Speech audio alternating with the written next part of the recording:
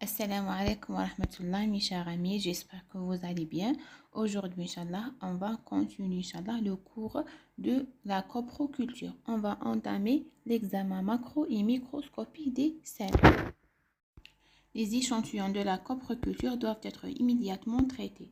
Et toujours, on va travailler dans la zone d'asepsie, c'est-à-dire près de bec de benzène.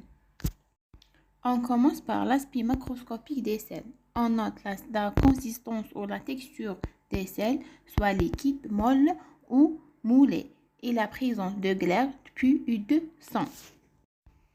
L'examen microscopique des sels se fait soit à l'état frais, soit après coloration. On commence par l'état frais.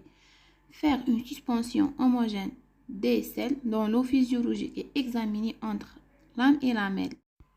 À l'objectif x40. À ce propos, la dilution doit être suffisante pour apprécier la mobilité des bactéries, mais pas trop forte, sinon les recherches sont plus lentes. Ensuite, prélever, si possible, dans une zone mucopurulente ou sanglante. Il permet la recherche de leucocytes fécaux, de repérer des vibrions et des campylobactères, de recherche des imacées et des levures. Et maintenant, on va parler sur l'examen microscopique après coloration au gramme.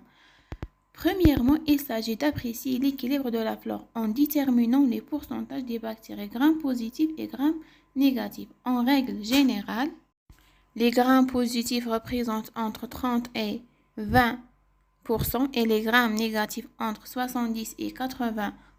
Ce pourcentage sont en partie liés aux habitudes alimentaires. En revanche, un fort déséquilibre supérieur à 90% correspond très souvent à la colonisation par un micro-organisme pathogène. Enfin, ce examen permet également de recherche des bactéries présentant une morphologie particulière, telles que les vibrions cholériques et campylobactères. J'espère que le cours est utile. N'hésitez pas de laisser un j'aime et un commentaire et de m'abonner. Et merci pour votre attention. À la prochaine.